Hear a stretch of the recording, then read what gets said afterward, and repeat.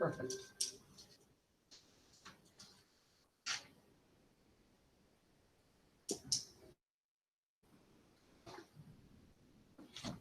Anybody for the Enlightenment? It's when people start coming up with new ideas that were previously already like accepted with science and religion and everything. Okay, yeah, it's all about new ideas, new ways of doing things in about 5 different areas, really. And in order to come up with a new way of doing things, you have to challenge the old ways of doing things. And so, I guess inspired by the scientific revolution, with the scientific revolution. By the way, scientific revolution. What are we using in order to come up with info or with science? Mo, perfect.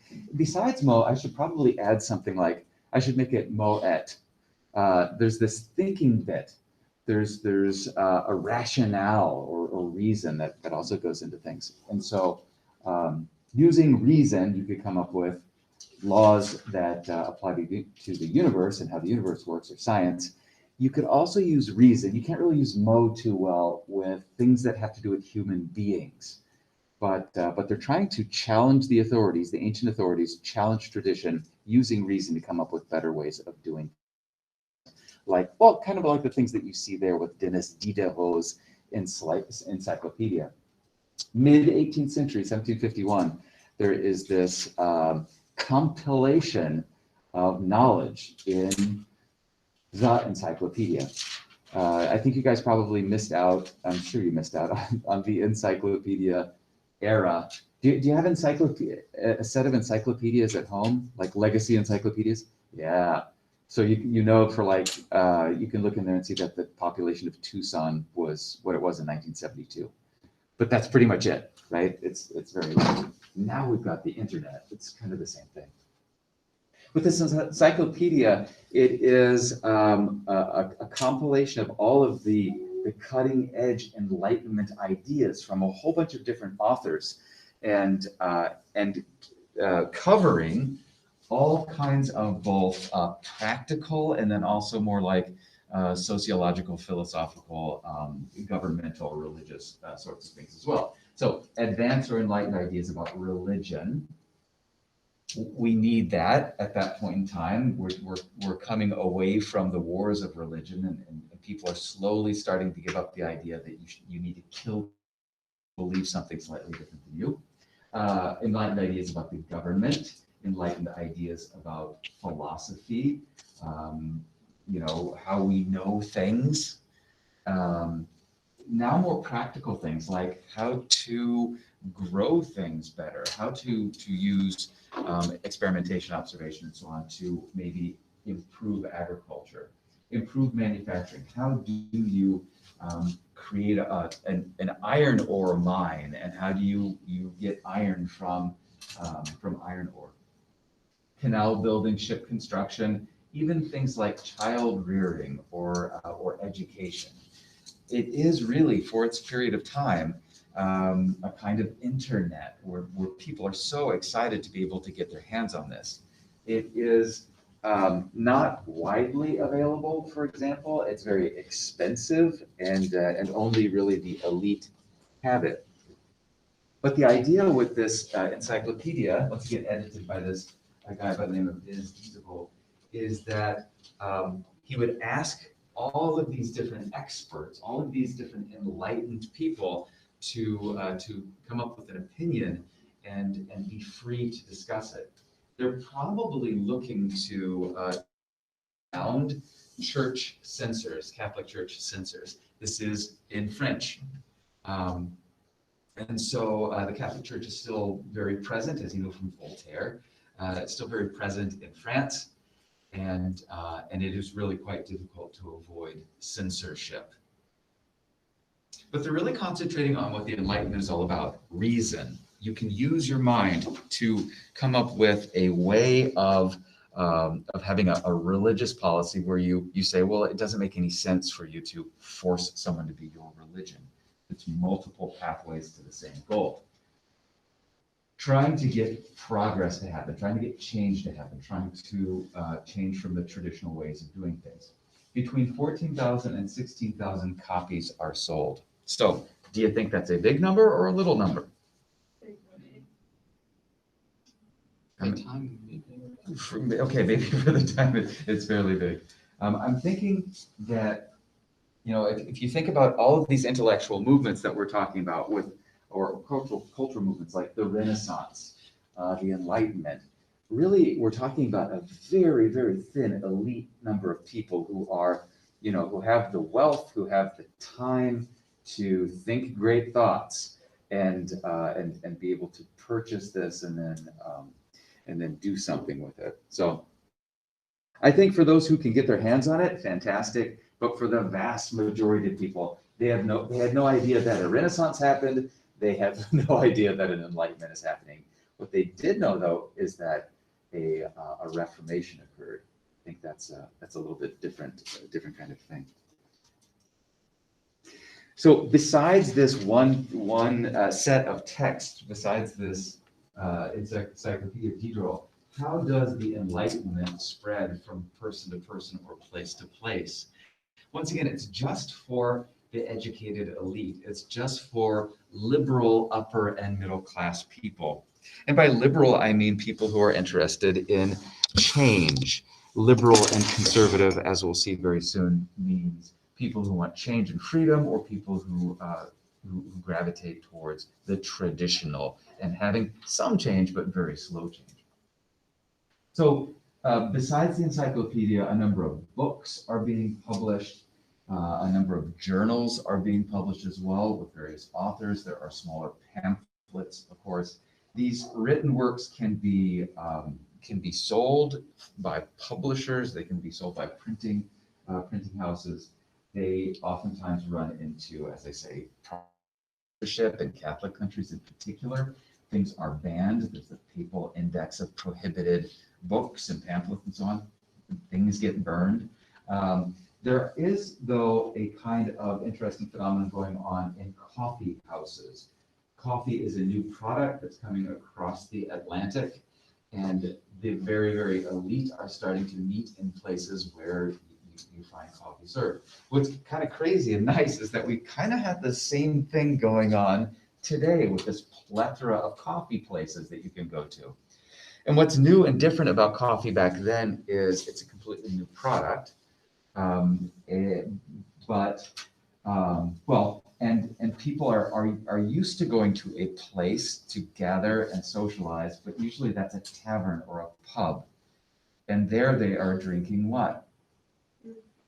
Maybe beer and depending on the place, maybe gin. And beer and gin is making them, you know, drunk. And the discussions that they're getting involved in when they're drunk are not remembered, and they're probably not very rational. But when you ply yourself with caffeine, it makes your brain work super fast, and you're talking a mile a minute. And that's where all of these really enlightened modern are getting talked about by people high on caffeine. It works out really nicely. Also in these coffee houses, you have books and journals and pamphlets that are just available for people to read. So sometimes they just go hang out there, drink coffee, and read things that they don't have at home. I think people kind of do that even nowadays, right? You go there and maybe have access to the internet and so on. There are also these things called salons that you might have read about, where usually there is a woman who is inviting a bunch of people to come, and the idea is to have a free exchange of ideas, but really the idea is to sort of be witty and show yourself off. And people like, well, there's sort of like star guests for the salon. So maybe if you could get Voltaire to come to your salon and be really witty and sarcastic, you would be doing really well. And so that's going on. People are talking and discussing these ideas. And there's also these more secretive places called Freemason lodges, in which secret rites and rituals are being done. This is just for males, and as I said, very secret. But they are also advocating change, and they're discussing liberal ideas. There is a guy who is an Italian who, you've heard of his ideas at the very least. He is somebody who wants change. He's somebody who is thinking rationally about the criminal justice system. And he's thinking about how what we've seen up to this point in time throughout history has been kind of a whole bunch of different gruesome ways of killing people, of executing people for a number of different crimes, a lot of torture and so on. And he writes a book called On Crimes and Punishments, relatively late, 1764. His ideas are not completely new, but he's putting them together.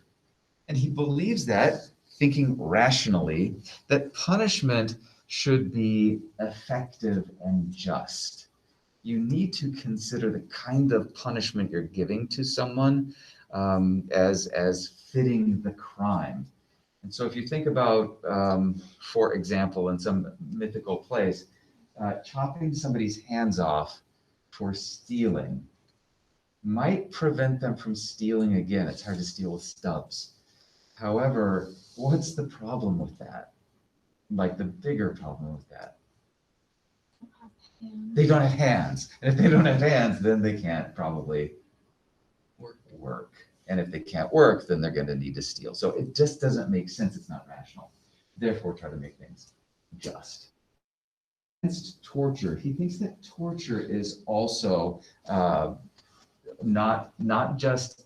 It's not rational because, as you know, torture is effective at getting people not to tell you what they know, but tell you what you want to hear. With the witchcraft trials, for example, when they would torture people, they would end up admitting to whatever you wanted them to admit to. So don't torture people. Try to come up with the truth instead. And then capital punishment, if it is going to be done, it shouldn't be done to inflict pain and suffering and so on. It should just be quick and relatively painless. A speedy trial as a deterrent, if somebody's committed a crime, arrest them, try them, punish them, and then you're done with it. Trying to come up with, and this is an idea from later too, trying to come up with laws and the criminal justice system that provides the greatest good for the greatest number of people. So we see that happening actually just a few years later with when the United States breaks away from Britain. Don't we have a thing about that? Aren't we against torture and we don't want speedy trials and those sorts of things? It comes directly from Cesare Beccaria. Going along with the economy, there is mercantilism, if you remember mercantilism from Louis XIV and Peter the Great and so on, where governments are getting really involved in the economy in order to collect as much revenue as possible, number two. And that works well, I suppose, for increasing the economy or making the economy better. But once again, the end-all be-all purpose for that is to sort of the government to be a vacuum and suck up as much tax money as possible. The physiocrats are a group of Frenchmen who are against mercantilism.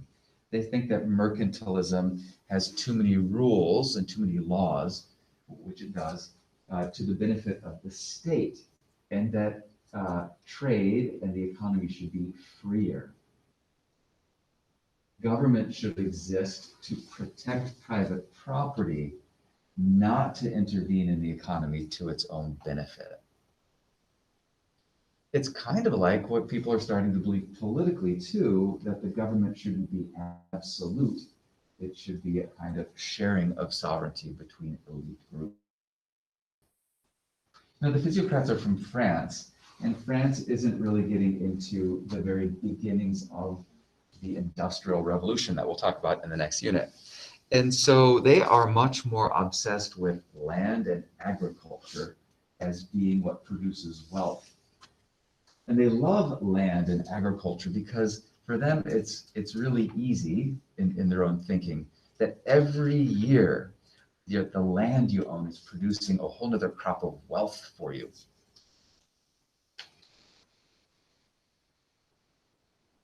They view that kind of creation of wealth as productive wealth and not just piles of coin. You're doing something with that agricultural produce right away. It's going somewhere, it's being turned into food, people are buying it and so on. It's not just sitting in the king's storehouse sort of molding and waiting for a war. They thought that consolidation of agriculture would be rational and efficient. In other words, they wanted maybe bigger farms that maximized the number of people working on it, or had the proper number of people working on it, rather than letting a whole bunch of farmers have a little tiny plot of land trying to eke out a sort of miserable existence as a peasant or a farmer. That might essentially, it means the rich people get richer and poor people get bought out and then end up just as non-propertied people working for somebody who is rich.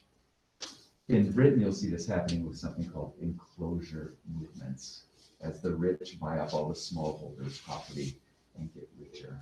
And the smallholders eventually wander away from the countryside and find jobs in industry.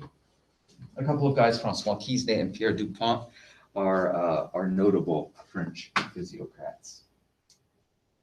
Well, you don't really hear too much about physiocrats nowadays because they're sort of, not viewing things correctly. You do hear a heck of a lot about Adam Smith.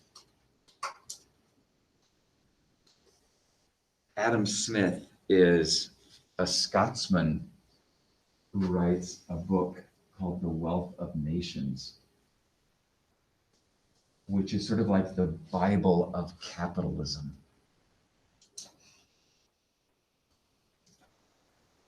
And he too, like the physiocrats, believes in free trade, and he too, like the physiocrats, is not in mercantilism. He thinks economic liberty, freedom, is much better than mercantilism. Get rid of the laws, get rid of all of the ways that the government is interfering with, free it up. And he talks about the invisible hand, which is for him a wonderful way of letting the economy run. The invisible hand is selfish economic interests. It leads to demand being supplied, basically, and letting the invisible hand rule the economy. I like to do this. You guys at home will be able to see this later, but I like to do this to remind you about Adam Smith, the invisible hand of selfish economic interests. And what that means is he talks about how somebody who is a brewer or a baker or whatever sort of occupation they're working in, they don't brew beer and bake bread just because it's fun. Why do people do what they do? Why do they work what they work? Why does the brewer brew beer?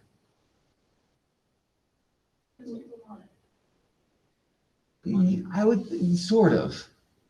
He knows that people want it, but what does he want? Money. Yeah, money. It's a way of making. He brews beer. He doesn't do it because people enjoy it. Okay, maybe he does, but he really does it because he wants to make money. And then what does he do with his money? Spend it. Yeah, he buys stuff that other people are doing. And so if everybody's looking out for their own interests and everyone is producing, what they know they can that people will be buying, the whole economy runs, and you don't need the state interfering with any of that. Let each nation, in fact, produce what it best can, and then trade with each other. There's a lot of idea with mercantilism that there's sort of a trade war going on all the time. That trade is won by one side or by the other. And so, you want to export to these people so you can get all of their coins and keep it in the treasury. Adam Smith says, no, it's actually let each nation, let each person create whatever they can create, make as much money as possible, and everybody is benefiting. Just like if I brew beer and you bake bread and we are, exchanging what we have, it works out really nice for both of us. We're both eating bread and drinking beer. Some countries have a comparative advantage in certain things. For example, if you go to Spain, maybe Spain is going to be able to produce citrus fruit that can't be produced in England, but maybe the English have, I don't know, what do the English produce really well? The Spanish can't so much.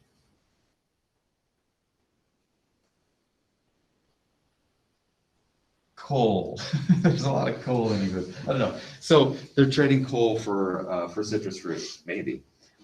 So every nation, every person should produce what they can to the best of their ability. Labor for him produces wealth. The actual working of things produces wealth. And so it's a really good idea to take not just raw materials, but do something with raw materials. If you are manufacturing something, that's where the money is really made. Don't you think that's true? If you had the ability to own a whole bunch of land or to own a factory, which one is going to really make you more money? Growing crops or creating widgets in a modern economy? Widgets.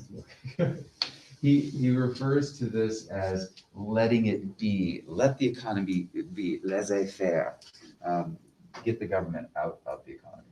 It's a pretty radical notion from the time, but pretty much everybody wants to go along with that over time.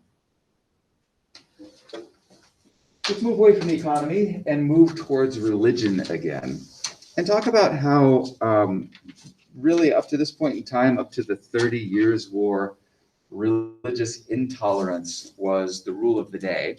And even beyond the 30 Years' War, people like Louis XIV thinking that enforcing his religion on others is a good idea.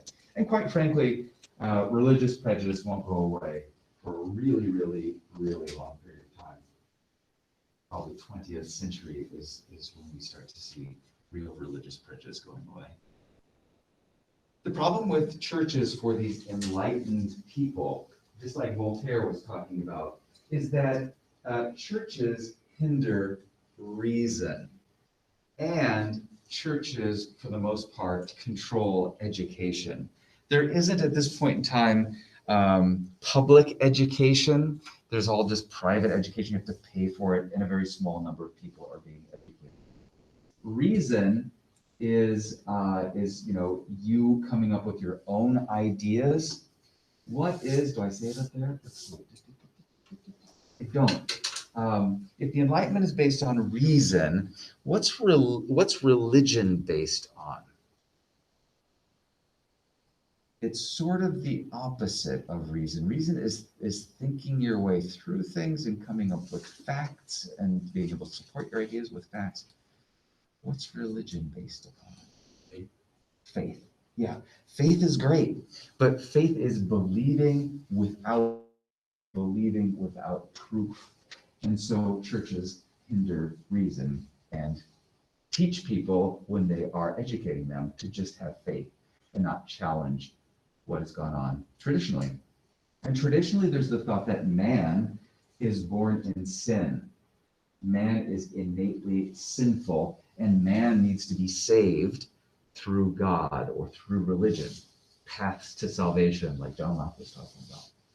Religion encourages people not to try to solve the problems of now, but try to get into the next world. So you behave yourself. You try not to sin. You try to do everything you're supposed to do in order to get to that next world, rather than staying here in this world and turning this world into a heaven or a paradise. Religion also, sadly, seems to be, according to these thinkers, responsible for intolerance, for religious wars, for torturing people who believe the wrong thing, for a lot of suffering. It's all these kinds of things that Voltaire was talking about, but others who are enlightened are talking about this too. They also discuss how the clergy, as a separate group of people, have privileges, have the ability to escape taxes. They have the ability to collect a tithe, a special religious tax, for no seemingly good reason. And then two, as all these enlightened people are trying to start to challenge the idea of one monarch, an absolute monarch in charge of everybody, they want to have elite groups sort of share power. Part of the reason that the monarchs claim to have absolute power is this idea of the divine right of kings, that they are in power because God wants them to be. They are there for God instead of God. If God could be on the planet, he would be ruling, but he can't be. So let's have King James do it instead, or Louis XIV do it instead. This divine right of kings is attached to religion. Let's separate religion out or weaken religion, and then you can weaken the position of the absolute ruler. The answer then for very rational people would be this new form of religion called deism. It is an enlightened religion or a rational religion. Just like they believe through the scientific revolution that God is a rational creator. And you can see that through his creation of nature. You can see that through the laws that scientists came up with to explain how the world and how the universe works. God as a divine watchmaker, clockmaker, a creator who created this really complicated machine, wound it up and let it go.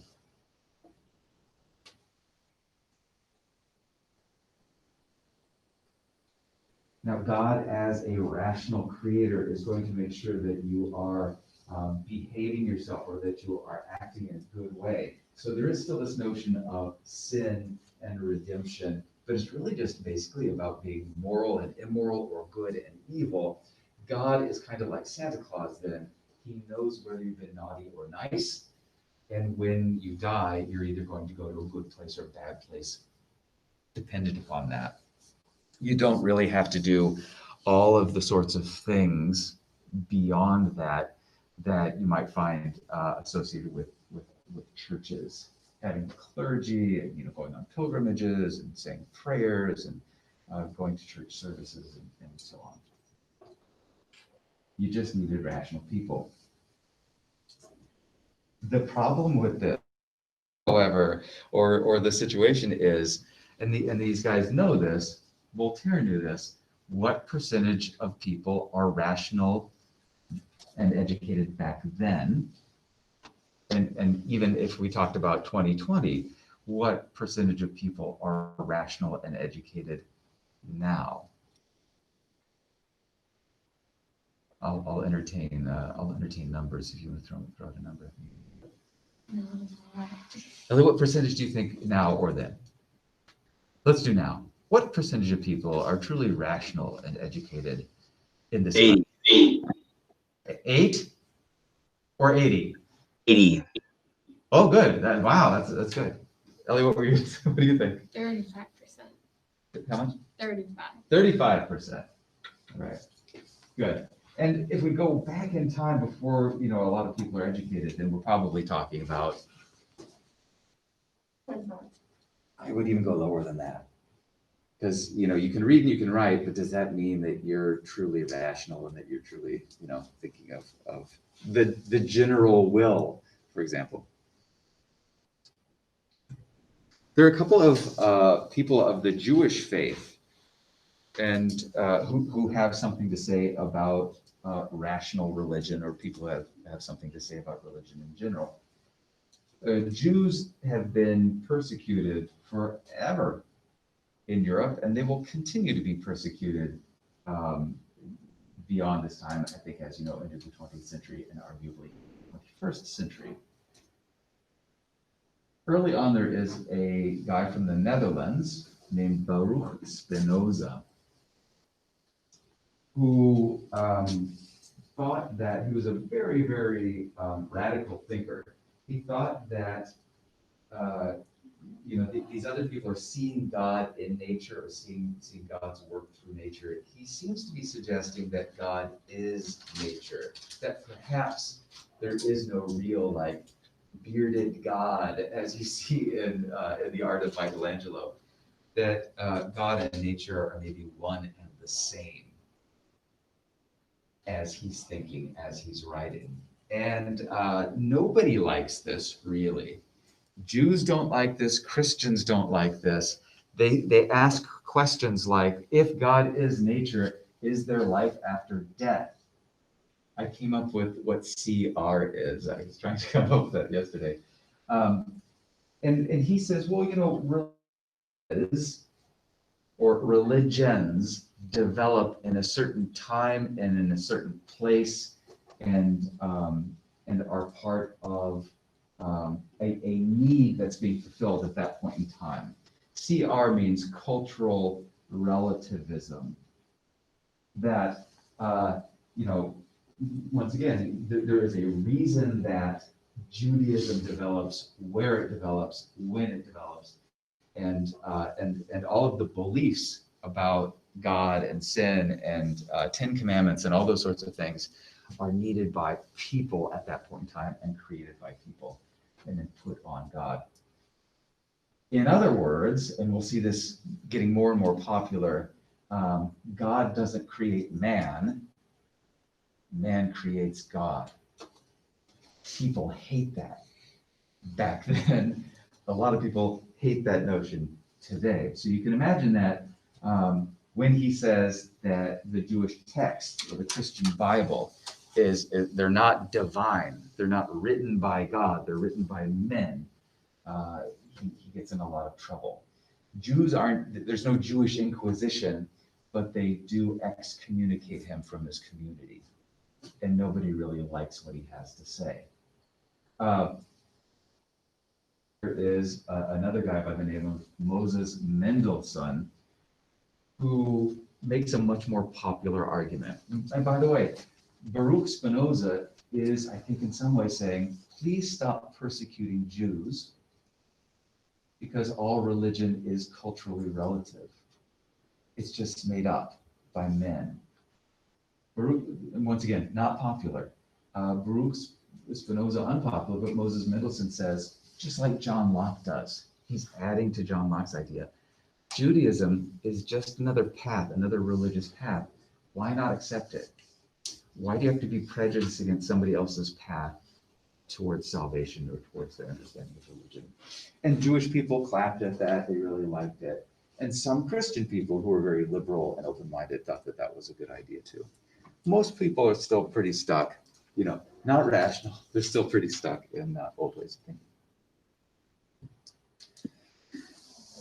We're getting to the point where there are these people who stop believing anything, and once again, for a lot of people, they become very obnoxious, but they are thinking and taking the extreme. David Hume is another Scotsman, and he's known for being extremely skeptical. He goes back to that same thing that René Descartes was talking about. How do we know what we know? And René Descartes said, I think, therefore I am. I know that I exist. And so, from there, you're just a skip and a hop away from there's a God. David Hume, in his inquiry concerning human understanding, he says that I think, therefore I am, cogito ergo sum, is nonsense. Just because you think you're thinking doesn't mean you exist. The only thing that we can be sure of is that you think you exist, or you perceive that you exist. In reality, maybe not so much. Nothing can be known for certain. I like that idea, and here's the way that I look at that. You've had dreams before, right? And when you were having your dream, you thought that was real, probably. And then you woke up and realized that it wasn't. And so, David, you might be saying something like, you think that you exist because, you're perceiving all of this stuff. You think you're sitting in a hero class and it's third hour, and you think a whole bunch of other things. But what if you wake up tomorrow and you are your true self, which is a butterfly, and you're just flying around? Won't you be saying to yourself, my God, that was the most intense dream I've ever had, as you go from flower to flower? David Hume. Nothing can be known for certain. And then he criticizes religion. If nothing can be certain, then really religion is just based on fear of eternal damnation and hope of salvation. And really, religion can't be proven at all. Once again, people hate that, and they say, David Hume, you're an atheist. You don't believe in God, you're an awful person. And David Hume responds with, well, I can't be sure that there's not a God, which makes them hate him even more, just being obnoxious. Immanuel Kant is kind of going along those lines too. Immanuel Kant is a Prussian, And pretty late in the Enlightenment, he writes a pamphlet or tract called What is Enlightenment? And he answers that by saying, dare to know. In other words, get yourself involved. He's getting a little different, though, than everybody else who came before him. Everybody else who came before him said, question, question, question everything, and then use reason to come up with answers. He is maybe a little bit more skeptical about questioning things. He's really maybe a little bit happier to obey because he's Prussian. And the Prussians are, these soldierly people. And so you should obey. He has to obey Frederick the Great at this point in time. And then he critiques reason, using your mind to come up with answers. I think they start to realize fairly late that there is no absolute one best way of having a political system or a justice system or an education system and so on.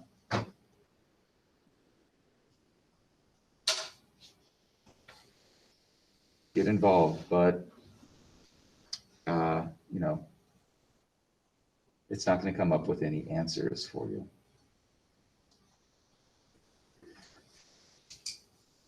There are a whole bunch of ways in which the movement is pushing for more political rights, religious toleration, changes in the criminal justice system.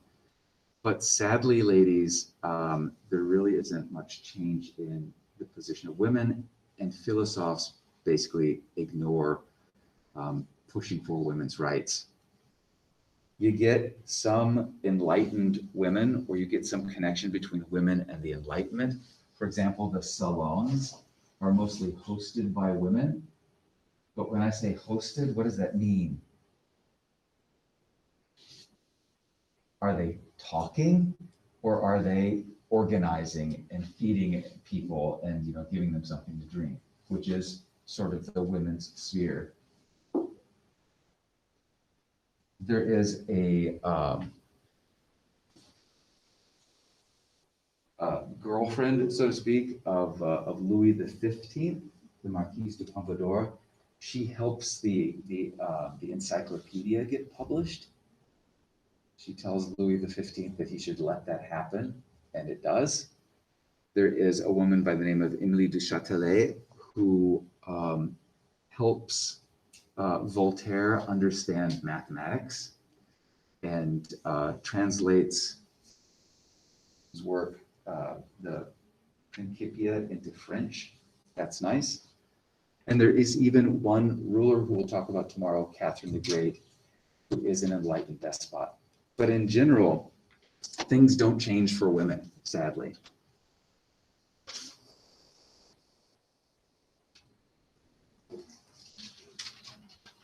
They like to encourage more non-religious education for women, but they are convinced that women are inferior to men. Women can't reason as well as men. Well, women don't really get education like men do at this point in time, and they certainly don't get non-religious education. So you can imagine that women are kind of doubly damned. They look at this kind of rationally and scientifically and say that women are better based on their physiology of taking care of babies and children, therefore that's what they should do. And so women are encouraged to be good wives and mothers, and that's pretty much it.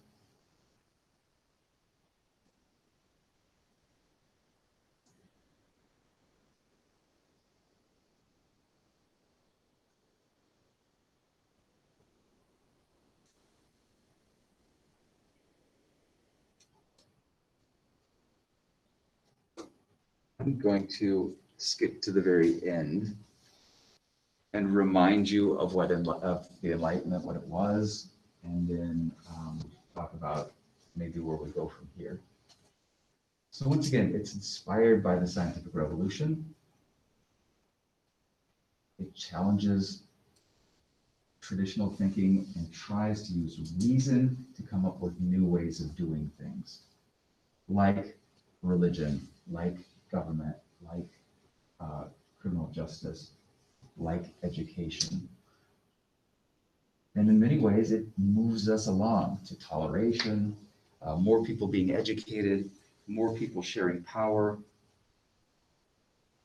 changes in the economy with more people able to make a better living off of the economy rather than just the state running the economy. Tomorrow we'll talk about enlightened despots and the way that they used the Enlightenment. The Enlightenment is super important for the French Revolution and the American Revolution and all the things that we see in our founding documents and our founding fathers. Our founding fathers are enlightened.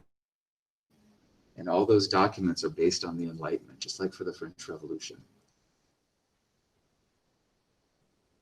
But ultimately, I think it fails to produce laws that go along with the best political system, religious system, education, criminal justice.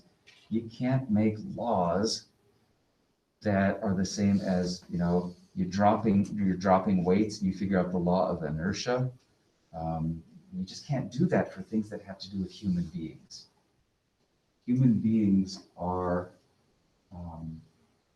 kind of like what Descartes was talking about with Cartesian dualism.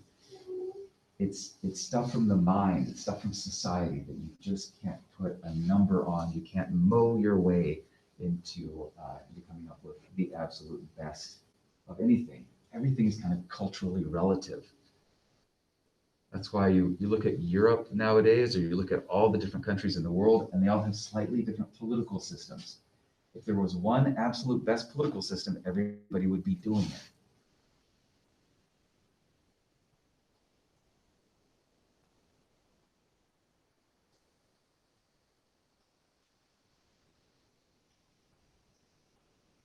What questions do you have?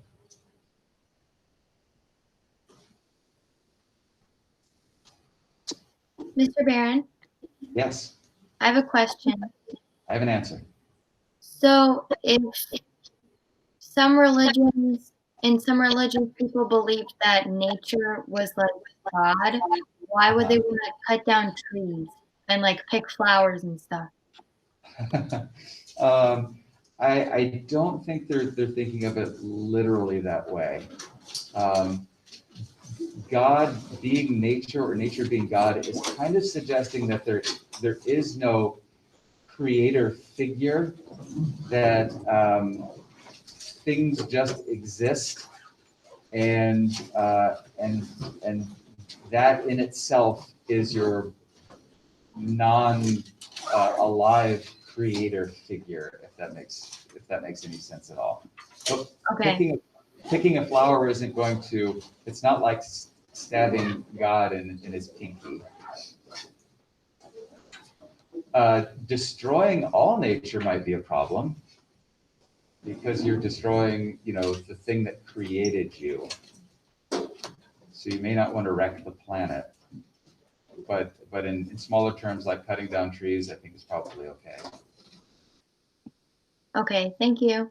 Yeah, but it is kind of like the beginnings of atheism, or not seeing a sort of God-Father figure as the creator of everything. So it's very disruptive to people who hold on to that traditional view of religion. Other questions?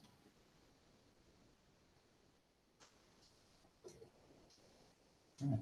Well, like I said, tomorrow we'll talk about enlightened despots, and they're kind of fun. And Tuesday's the test. Check out your learning objectives and maybe fool around with those a little bit. Do your best on that.